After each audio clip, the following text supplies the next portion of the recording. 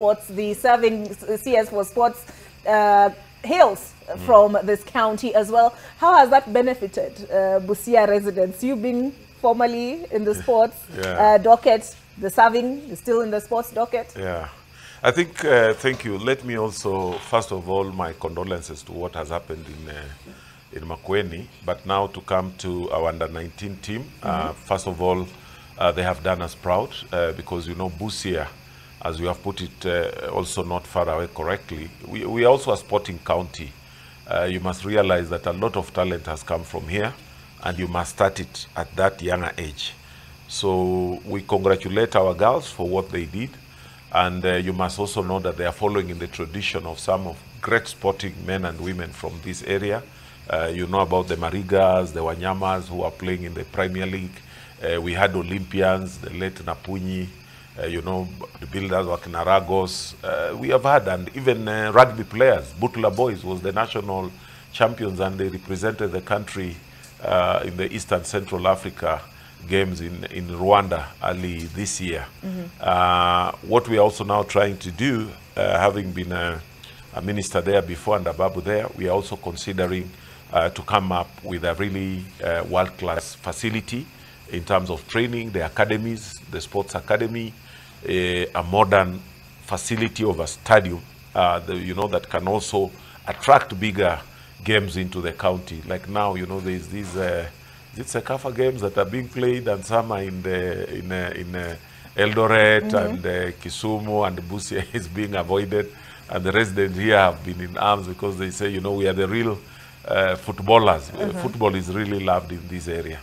So we just want to say that that is motivating, coming from the young girls. We still again just say hongera to them, and we want to pick up from that momentum to encourage others, because sports nowadays, the way they are calling it, Talanta Hela, you know, you can earn a livelihood from it. And we don't want our people with potential to play certain games to realize that when sometimes it is too late. Countries that have done very well in sports, you identify those talents when they are still young, and you train them, and then you make sure that now by the time they are 16, 17, 18, they are able even to play competitive sports, and they earn livelihoods out of that kind of talent. And speaking of that, it's interesting because on Gumzo La Sato today, they were actually discussing parenting, and they were discussing something along the lines of samaki mkunje akiwa bado mchango. Yes, ata mti. Hata mti.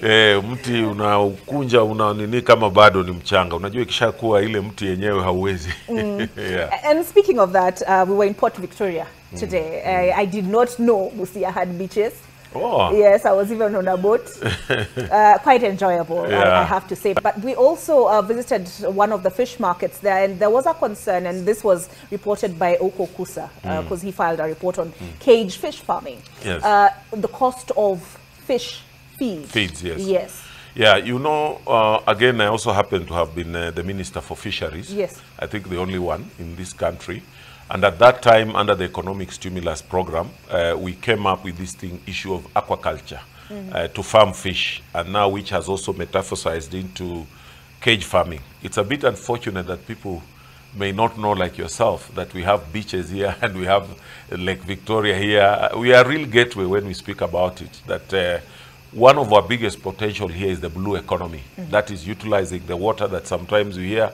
When it's plenty, we are saying serikali saidia. When it's little, we are again saying serikali saidia. But it is good that you have witnessed that. And I want to take this advantage also to invite people during this festive season. Visit Busia and visit some of our beaches and enjoy the boat rides there. In addition to seeing what the blue economy can do in terms of improving livelihoods. So what you saw there in Mulukoba about cage farming, that has got a lot of potential to even produce even 100,000 tons of fish. The other day, I also want to thank my colleague Mvuria, the Minister for Blue Economy. He visited us here, and we inaugurated that Mulukoba fish processing plant.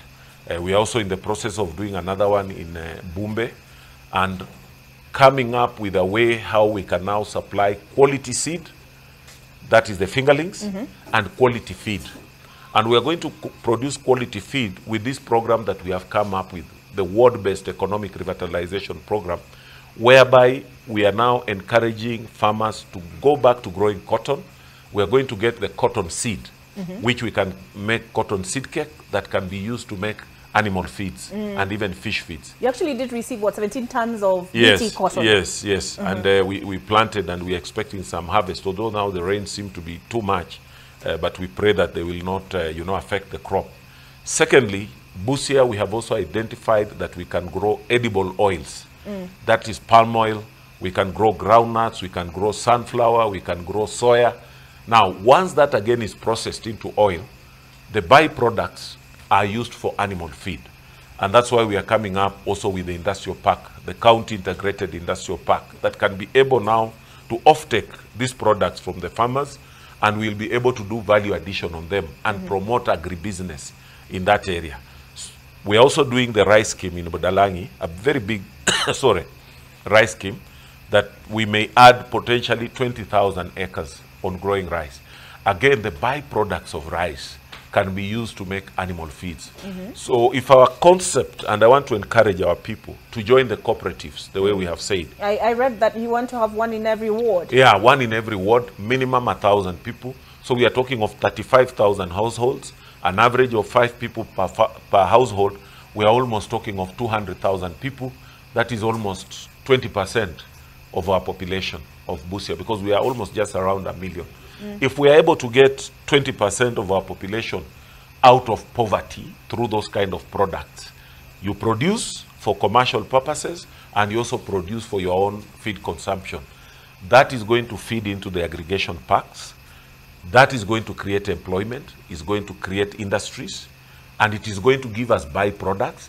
And if we improve also our capital base, then it means also the purchasing power of our people will go up, and they will also be needing to even now consume in a better way, more healthier way, because you must be knowing that a lot of time we are still a protein deficit area. In fact, Kenya and the whole of Africa.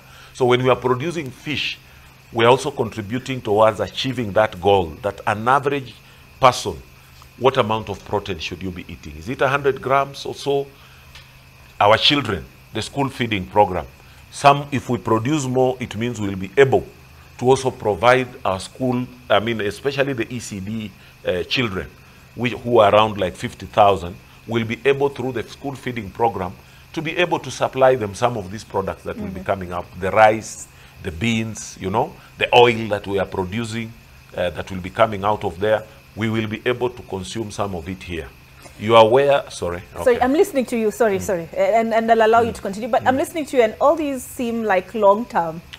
They are not long-term, because projects. As we speak now, we have already put the farmers into cooperatives, and I want to thank also our bilateral partners and also the PET team from the Presidential Economic Team that we have been working very closely. We have already planted cotton. We are already seeing how to upgrade the ginaries, especially like the one in Mulwanda. But we are also looking at the other one in Nambale and also Malakisi, because Busia was a cotton growing area. So it's not something new that we are introducing. These are activities that we are already talking that are there. As I speak now, already the construction work at Nasewa is ongoing to make sure that we'll be able to have investors there that will do value addition on some of the products that we are talking about. Next season, we'll again be planting. We have received already sunflower seeds. So next season, the long rains are almost coming in February, March. We'll be ready again to plant the edible oils. But currently, if you pass through our farms, we have some groundnuts, we have got cotton. We received almost 15,000 tons, courtesy again of national government. We thank them for that. We pioneered in around 11 wards to see how it's going to do. And if that then does very well, we use that model to roll it out through the cooperatives that we have already organized.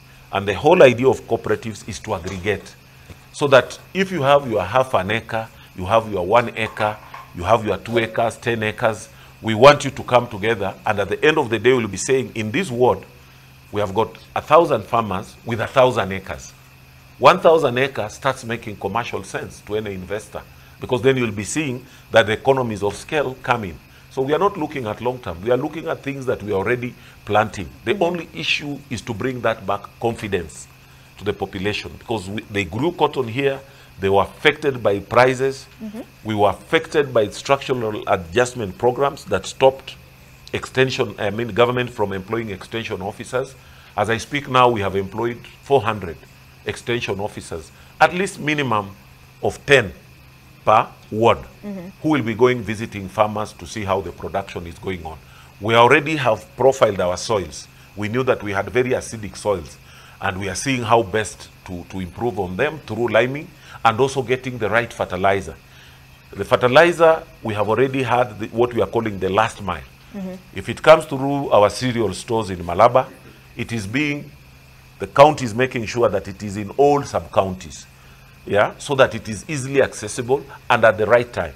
And it has been researched properly with CALRO, because we're also working with all these research institutions. We are currently also engaging AFA, agricultural body of AFA that coordinates all the... Is it Food Authority? Yes, Agriculture and Food Authority. The challenge we are having sometimes, farmers want to know what will be the price. And those are some of the issues we are grappling with. Because like now, our neighbors here are paying almost 70 shillings per kilo of cotton. And we are currently, there's still debate, is it going to be 70, 80 or 65? So those are issues that we are still grappling with.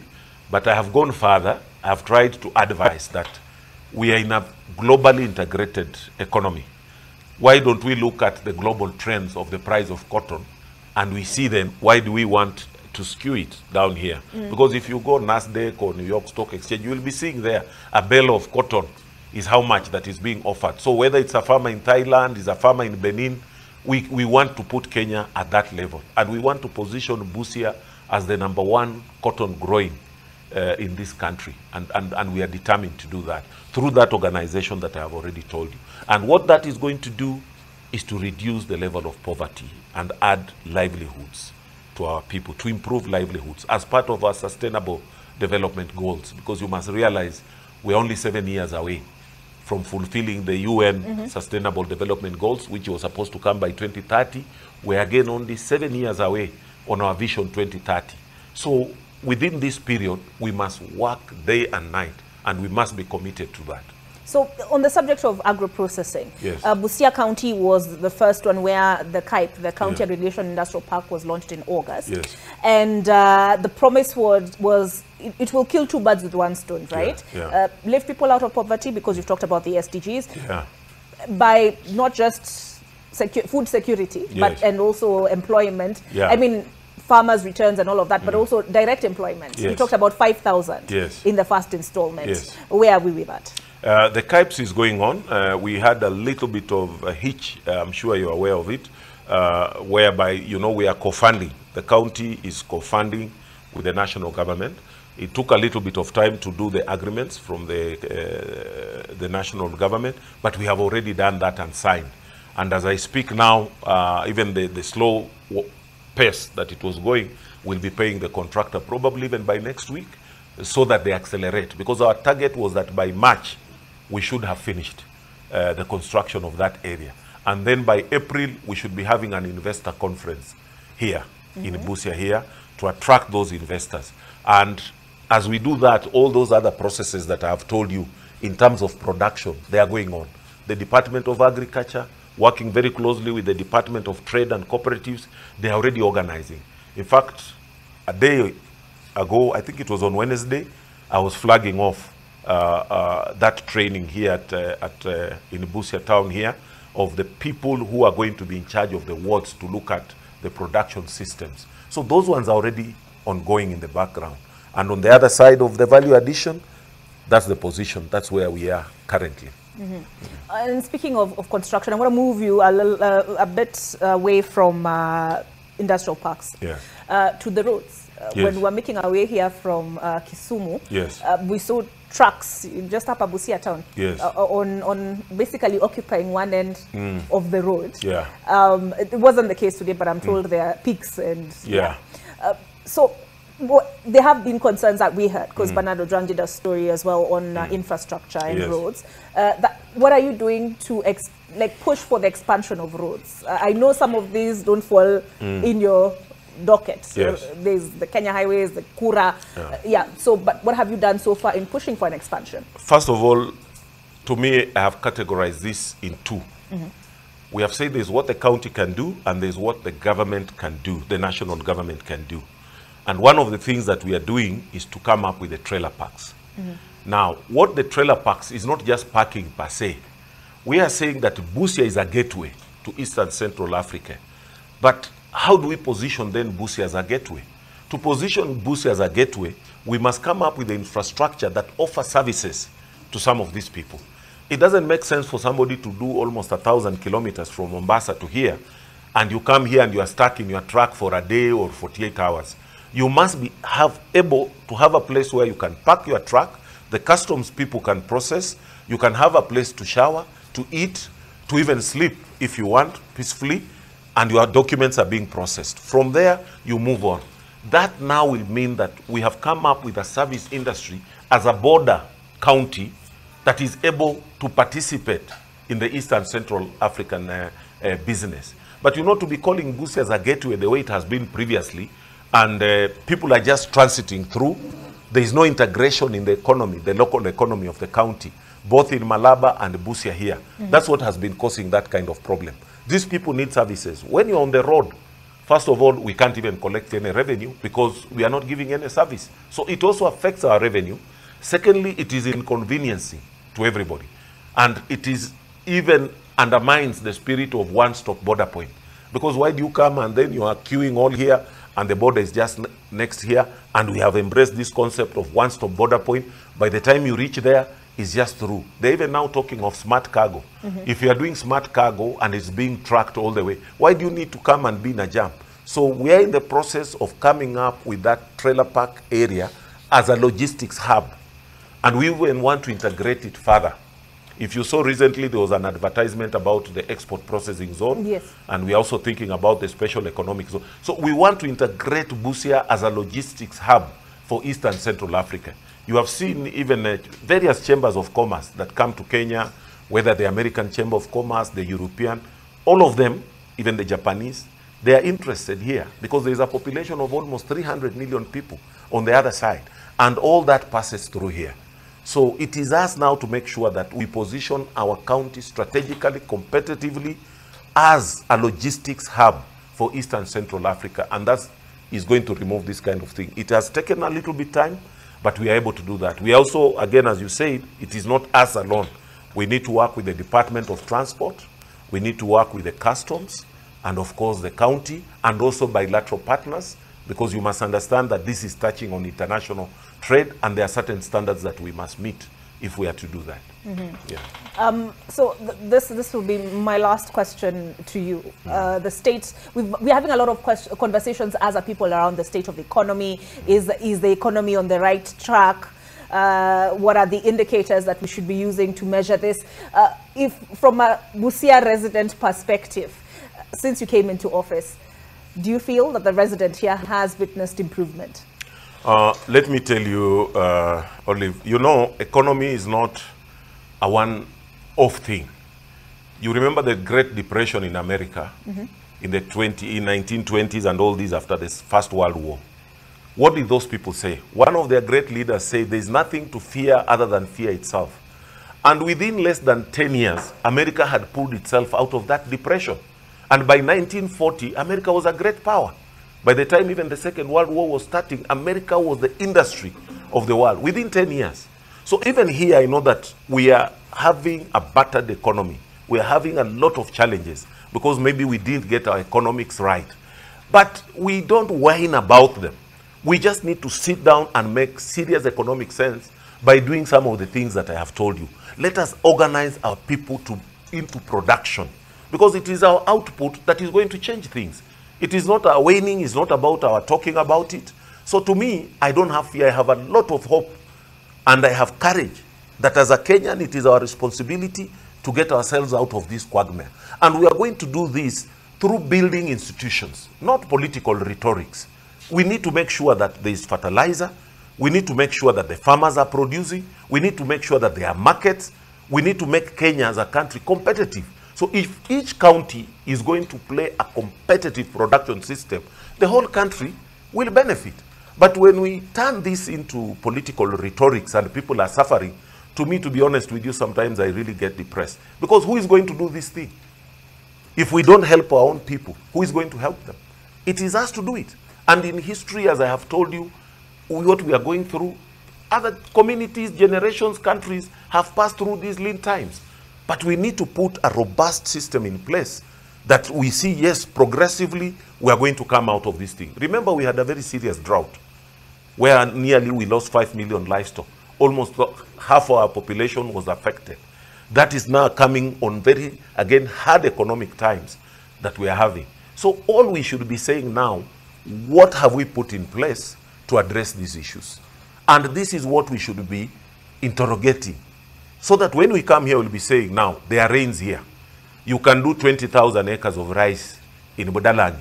Why are you not putting resources there? We can produce more here.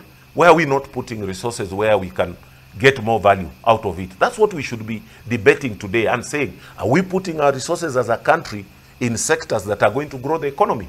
Or are we just doing rhetorics? You remember, like in Western here, we have got this problem that every time around political period, we start talking about sugarcane farmers' problems. Now you ask yourself, you want to tell me these problems manifest themselves just every 5 years? For the last 20 years, we have seen that industry collapse and livelihoods have been affected. And there has not been a single industry. When we got independence and we were celebrating 60 years the other day, just recently, 2 days ago, when Kenya got independence, look at the robust systems that were put in place. Factories were being built. Industrialias were coming up. You know, Kenya industrial estates were coming up. All these things collapsed. Why did they collapse? What have we come up with in the last 20, 30 years? To say that, yes, after independence, our forefathers came up with these industries, sugarcane industries, textile industries, rice industries. We ourselves, this generation that was born 60 years ago, somebody who was born when Kenya got independence has now retired. We should be asking these people, what have you done for your country? Those who were born before independence, they did what they did for us. But we ourselves, what have we added? That should be the question. And we must change the debate in this country. This thing of just following things because you have got political affiliations here and there and people are suffering. And Kenya has brainy people. The same people who are not producing here, when they go out there, you find them producing. Go to Botswana. The livestock industry is being run by Kenya. Go to Namibia. It's Kenyans. Go to hospitals abroad there. The hospitality industry. They are Kenyans. So why don't we create an enabling environment so that Kenyans can be able to build a stronger country for the next generation? All right. And that is a good point on which to end this interview. I have been sitting down and speaking to, you've been listening to the Busia governor. We could only cover so much in the amount of time we had, but I thank you for taking the time to explain some of those issues and for being a good sport. But allow me to tell our people to embrace, to grow cotton and to grow those edible oil crops. That is your parting shot? Yes. That is what is going to help us. Okay. Busia Governor Paul Otuoma here said you need to rise above the political rhetoric and get to work. That's my cue to take a break, but NTV Weekend Edition continues on the other side. Thank you, Elia.